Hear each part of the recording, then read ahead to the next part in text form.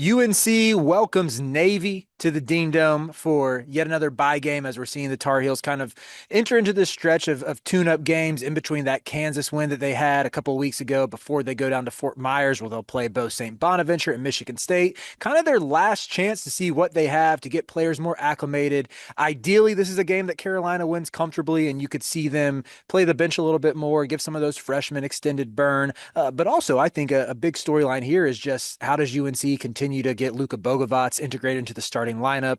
I think you're seeing him get more and more comfortable and almost show off some of that shooting prowess that made him such a coveted prospect coming over from Montenegro and from the Adriatic League. Matt, this is the first UNC game we've done together, and I don't want to get too far ahead of myself because I will let the viewers know that you are a bit of an expert on DMV area hoops. And while Navy technically is not in that area, it's like sort of it's in that area enough to where I It's would say adjacent.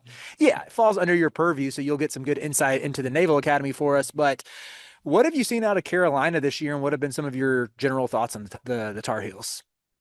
I'm just kind of amazed by Caleb Wilson. I watched so much of these guys in like U17s and things like that, and he just did not pop for me the way that he did in that Kansas game, especially. Like I thought that was probably my best individual freshman performance I've watched in terms of guys I just didn't know what to expect from. I thought like he single-handedly like changed the dynamic of that game with his athleticism and his size and uh V-Star is a guy I thought would be good and expected a good year from anyway. So I love that front court.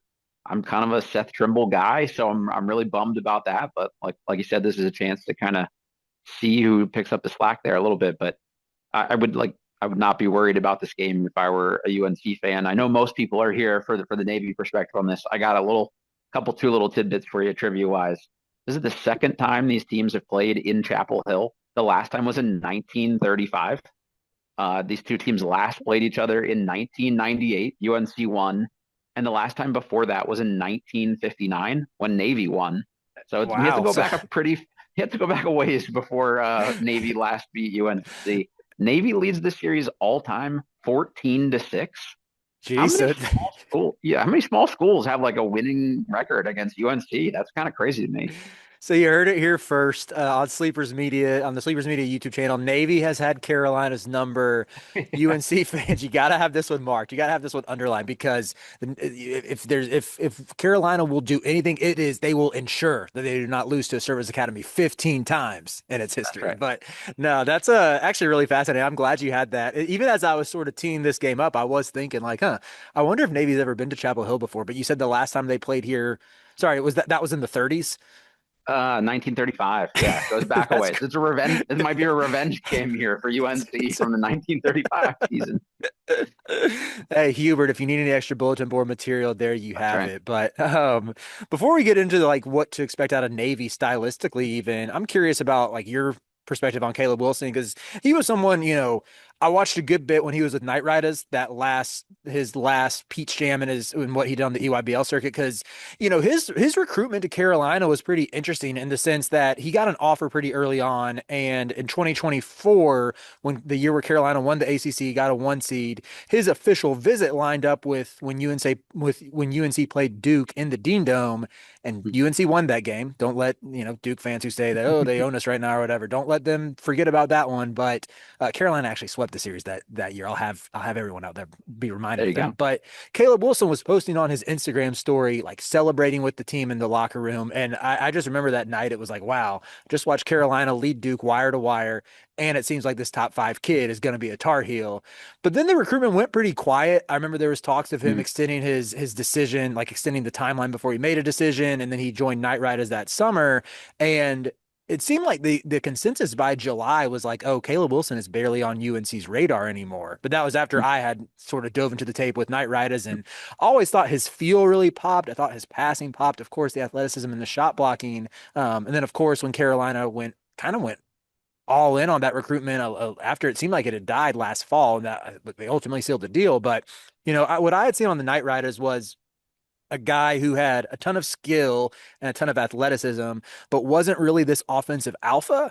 And I think Yep. even when you go back, I think it was with the Atlanta Stars the summer before, where he was sort of seen as like this lanky kid who, like every 6'9", 6'10" kid who can shoot a little bit or has some offensive scoring ability. It's like, oh, this might be the next KD, and that just wasn't his game. Like, what did you see out of him, even watching him on the high school and like the prep level, that made you think like maybe he'd be good, but not quite this good?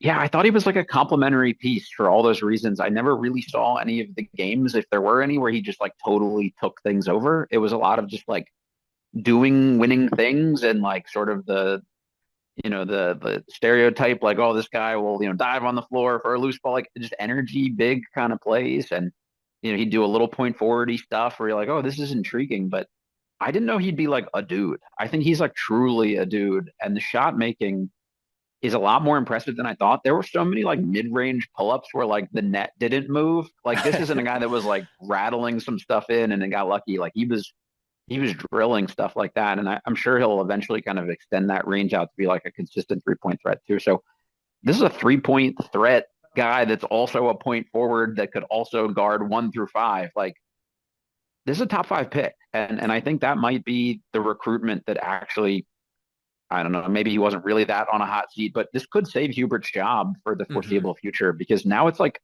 he might make it cool again for these top 10 kind of guys to go to UNC, which it should have been all the time just based on the history there. But like this may be a chance for it to kind of be cool again. Yeah, I think everything that they're doing right now in terms of putting him on a pedestal too, where he said we're having a whiteout for the Kansas game, they had a whiteout. He said we're having a blue out for the Radford game, they had a blue out. Like he in addition to what he's done on the court, he just understands the fan base well. And I think I speak among, I mean, well, I have heard, I don't think I'm the only Carolina fan who feels this way. One of my frustrations with Hubert is like, it doesn't feel like he understands the fan base. Yeah, a little Um, tone deaf to what's going on with the people and not like yeah. checked in on the pulse there. Yeah, like he'll play to the nostalgia side of things, which, the older crowd likes that, which I get. I'm not going to Yeah. discount that. And you can tell he really does love the university and everything. But for someone my age, I'm early 30s and younger, I don't think there's much of a connection there. And then when you look Mhm. at, UNC doesn't always have the best social media presence or seem like it's the most relevant in this age, to have someone to come in and not just be awesome on the court, but to be this incredible ambassador off of it that, yeah, like you're saying, does make UNC cool again. Like, maybe this is what Hubert just needed to figure it all out, was land a talent like this, and you can build off that and gain some momentum. But uh, even stylistically speaking, like, man, you think about all the great bigs that went through Roy Williams' system. It's been 4 or 5 years since Carolina had two guys like Wilson and Vasar who Yeah. everything runs through, and it's been really fun to see. And I think even the guards fit around them so well and just play good complementary ball. But is there anything you've noticed out of that? It's funny, like just going back to that overall Hubert point, like it just felt like a program that was a little behind the times. Like Duke is maybe the poster child for like being ahead of the curve. And I think Yeah. that's like extra sucky if you're Carolina, and maybe adds to the resistance of like, no, we can be old school about it. But like they're like the last of the marquee blue bloods to allow like podcasters at games and things like even what media was for them was really archaic, I feel like. And Hmm. Hmm. late to the game with the GM, all this kind of stuff. So I think this is like them maybe catching up on some things of getting a Yeah. guy, letting him be outspoken, letting him trash talk Darren Peterson to some extent. Like old Hubert, I feel like wouldn't have allowed a freshman to come out and do that. But just on the court, this is like back to Carolina basketball. This is bringing in a Rasheed Wallace and Anton Jameson, like a power forward that's just like gonna rip the rim down and like be a lottery level talent. Like this is what you expect Mm. with a Carolina program, and those two together, it's going big again. Lean into your roots. Like I love everything about it for you Brings a guys tear as a to my fan base. I don't brings a blame tear you. to my eye. Yeah, I It's don't so blame fun you. to the high-low game between those two is so fun. The fact that I saw a stat today, credit to Brian Ives, who I think is still with ESPN. Caleb Wilson is leading the country in dunks right now. Henry Vasar is fourth. Watch out, Navy. Like someone might be getting put on a poster. And I'll even speak to this, and we can turn to Navy a little bit. I've gone on here and on various videos talked about love to see Kyan Evans be a little more aggressive. However, he's still impressed me in a lot of the facets of how he's initiated the offense. He's averaging over 5 assists a game right now. He fits this roster really well in terms of like this runs through Vasar and Wilson. You just need a make good passes, knock down open threes, and get out of the way, Sure. basically. And then with Luca, you technically have him. I think he can be a late shot clock guy. Loves getting to a step back three and better facilitator than I realized as well. And then you have Jaren Stevenson, who's in there, kind of the glue that holds it all together in terms of just he's really just in there playing defense, rebounding, and gets like 3 or 4 shots a game and seems content in that role. Like the pieces all fit together really well. I would say as we looked at this game and specifically, I would like to see maybe like a loud Kaya Nevins or a loud Luka Bogovac game. Even if those Hmm. guys are secondary pieces to the Wilsons and the Vasars of the world, even if their roles a little bit simplified to where they're not just like, all right, you two go, clear out, go ISO like we would do with RJ Davis or something. Obviously, they still have the freedom to play out of ball screens and everything, but I think both of them being such high level shooters, I would love to see one of them just like catch fire in this game, and you have that to build off of as you move towards your tournament you got going on next week in Fort Myers. Yeah, that's a great point too. And I'd love to see one of them have like a signature defensive performance too. Like Mm.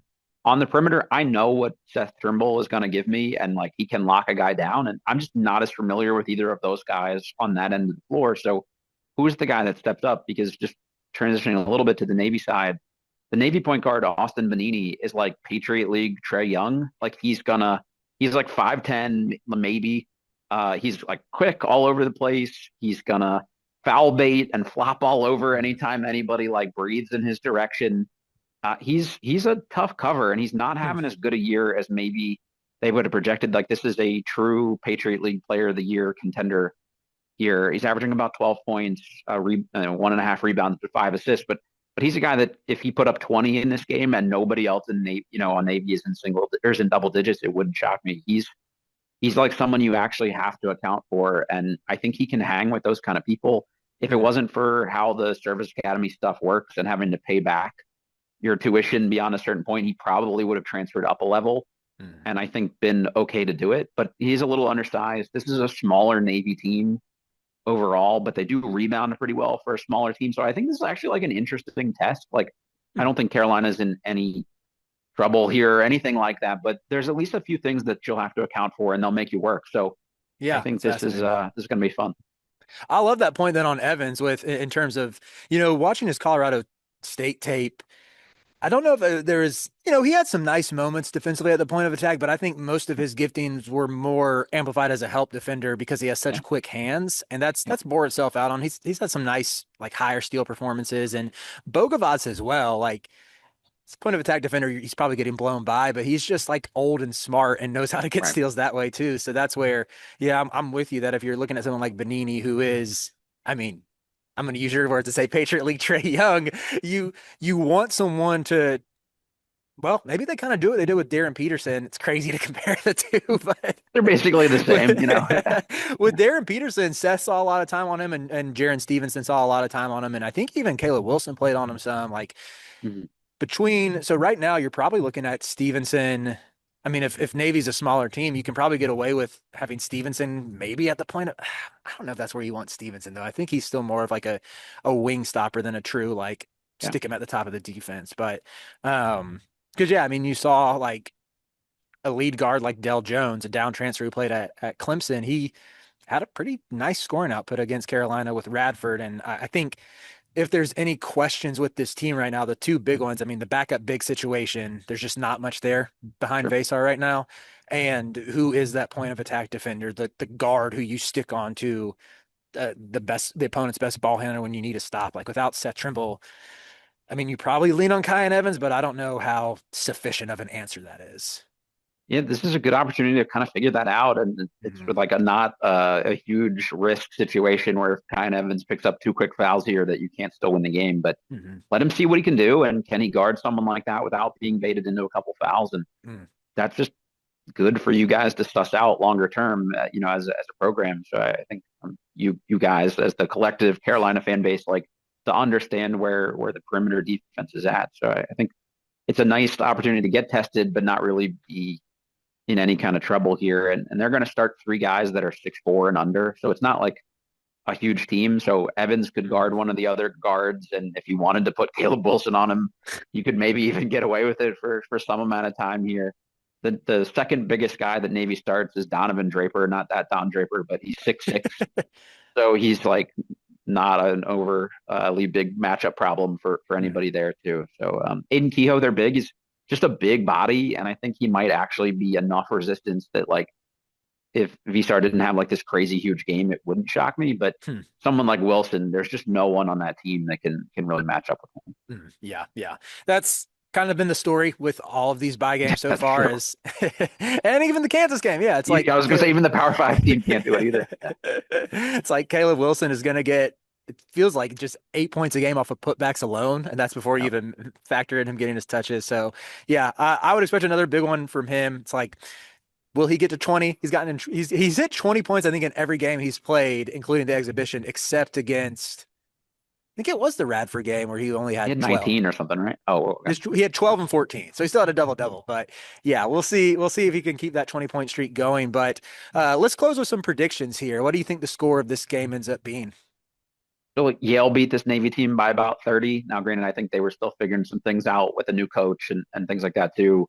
Penn State beat them by 9, and Penn State's probably the worst team in the Big Ten. So I would imagine this is a 25 plus point UNC win, and that's probably conservative. I would imagine it's safe to say UNC is better than Yale, and Yale boat raced them. So if it were 35 plus, it wouldn't shock me a whole lot either.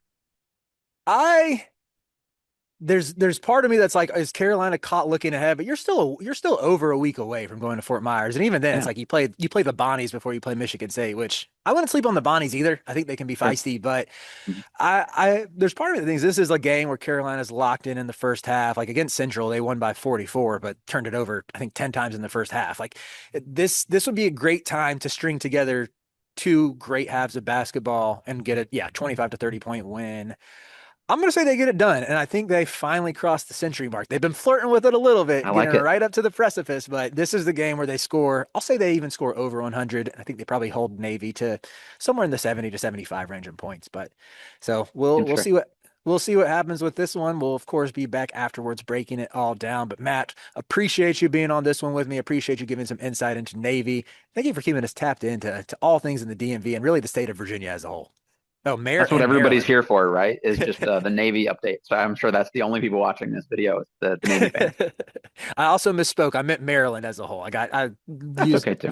All right, cool. Just appreciate the graciousness Close there. enough. But yeah, thank you thanks again for talking my heels with me and giving us some insight. And make sure you stay tuned to all of the content on the Sleepers Media YouTube channel.